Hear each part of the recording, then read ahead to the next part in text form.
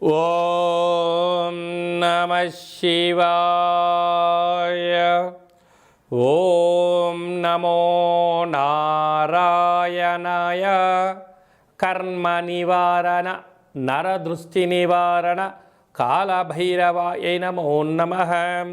ఓం దిగంబరాయ విద్మహే హంసవాహనాయ ధీమహి తన్నో కాళభైరవ ప్రచోదయాతు. హరి ఓం. వీక్షకులకి ప్రేక్షకులకి ప్రియ కాళభైరవ భగవద్బంధులకి స్వాగతం పలుకుతూ మమ్మల్ని ఎంతగానో ఆదరిస్తూ ఉండబడినటువంటి ప్రియ సోదర సోదరీమణులకు, జ్యోతిష్ అభిమానులకు, సనాతన ధర్మ సంరక్షకులు అందరికీ కూడా అడ్వాన్స్గా మహాశివరాత్రి పండుగ శుభాకాంక్షలు. ఐశ్వర్యాన్ని ఆనందాన్ని ఇచ్చేటువంటి ఆ లయకారకుడైనటువంటి మహాదేవుడి యొక్క కృప కటాక్ష వీక్షణలు అందరిపైన ఉండాలని కోరుకుంటూ అందరికీ నిండు నూరేళ్ల ఆయురారోగ్యాన్ని ప్రసాదించాలని మనం కూడా మనసారా కోరుకుందాం. 16/2/2026 నుండి 28/2/2026 వరకు పుట్టినటువంటి వారందరూ కూడా ముందస్తుగా జన్మదిన శుభాకాంక్షలు.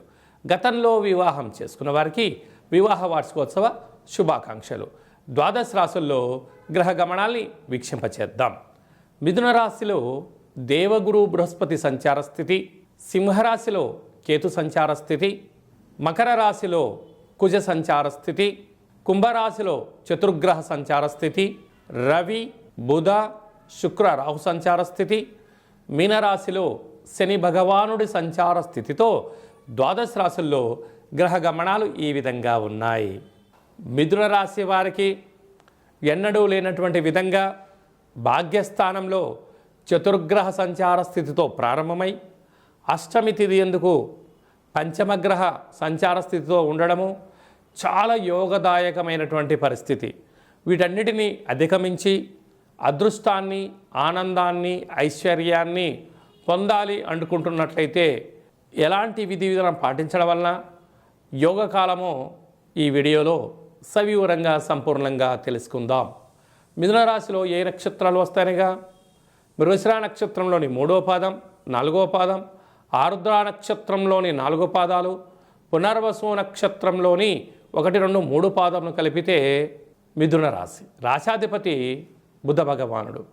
12 సంవత్సరాల తర్వాత దేవగురు బృహస్పతి రాశిలోనే సంచారము చేయడము, అది కూడా వక్రగమన సంచార స్థితిలో ఉన్నాడు కనుక తల్లిదండ్రుల యొక్క సేవ, ఆధ్యాత్మిక చింతన, సత్ప్రవర్తన, ఉన్నంతలో ఆనందం, ఆరోగ్యాన్ని కాపాడుకుంటూ నిత్యము అప్రమత్తంగా ఉండడం వలన ఐశ్వర్యకరమైనటువంటి ఆనందకరమైన జీవితాన్ని పొందబోతున్నారు.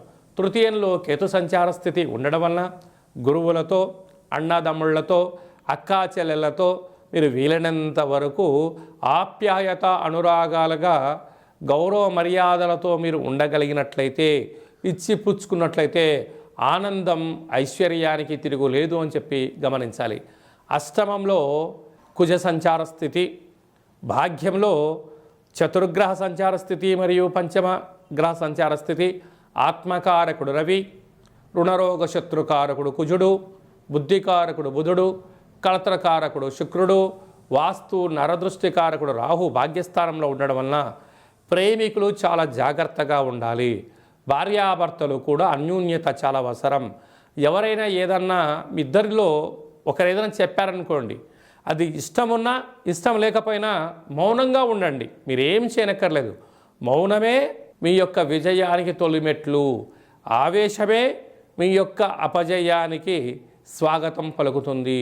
కనుక మీరు ఎంత మౌనం, ఎంత ధ్యానం, ఎంత ఆధ్యాత్మిక చింతనగా మీరు ఉండగలిగినట్లయితే మంచి రాబోయే కాలం అంతా కూడా మీ కాలమే అని చెప్పి గమనించగలగాలి.